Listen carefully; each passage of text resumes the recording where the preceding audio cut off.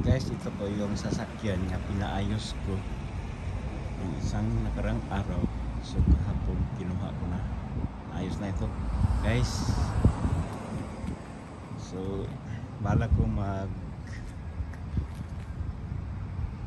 bili ako ng bagong sasakyan, ibasura ko ito. Pero maayos pa ito guys ha. Tingnan niyo sa loob ito. Ano ko lang, i-open ko lang.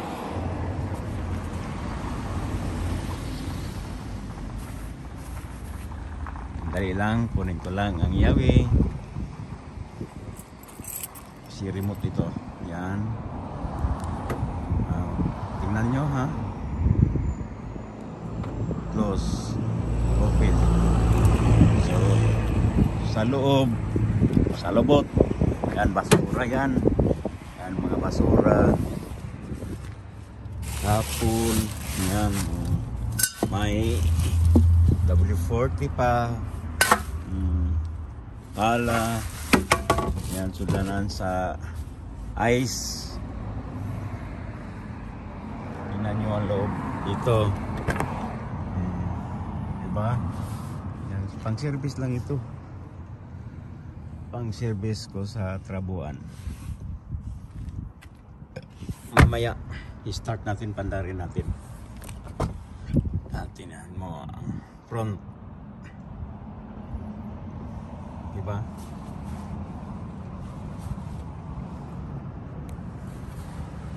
So para makita nyo nga maayos na ito, kasi pinayos ko, andarin natin.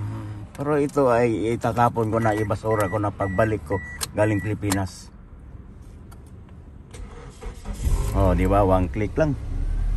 Kita nyo, one click lang yan. Narinig nyo itong makina. Makita nyo ito. Yan ang makina niya. Ayos ko na ito. Mas doon ng 100k.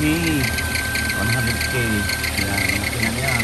Toyota Accord.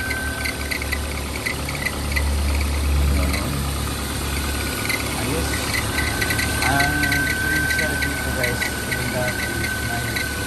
yung belt lang at saka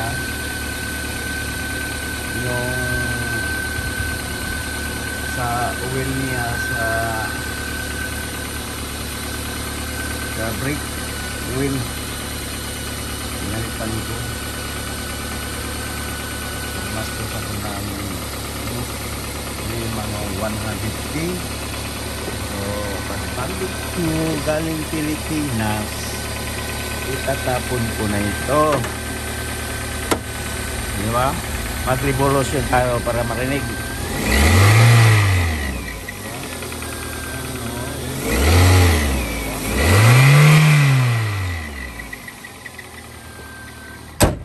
Ayos na yan.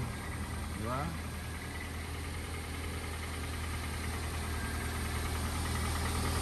Tingnan ang light natin.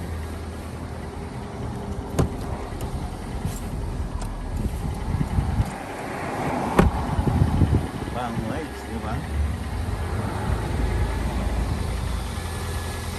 Yan. Nabili ko ito 2008. So mag 15 years na sa akin yun. So ngayon lang siya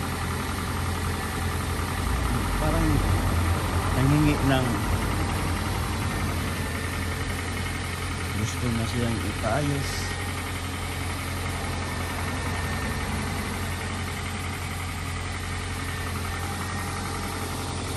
Diba? Biruin mo, malaki itong natulong sa akin. Galing pa ito sa probinsya dito namin sa isla. Malaking tulong ito guys.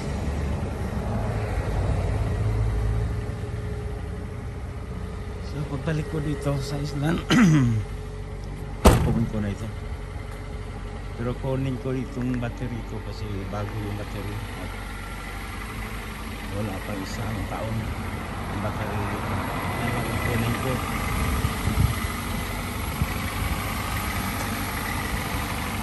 Pag-service ko lang ito. So abangan lang ninyo. I-update ko na kayo kung mabasura ko na ito pag uwi ko galing Pilipinas. Bye bye. Shout out everyone. Bye guys.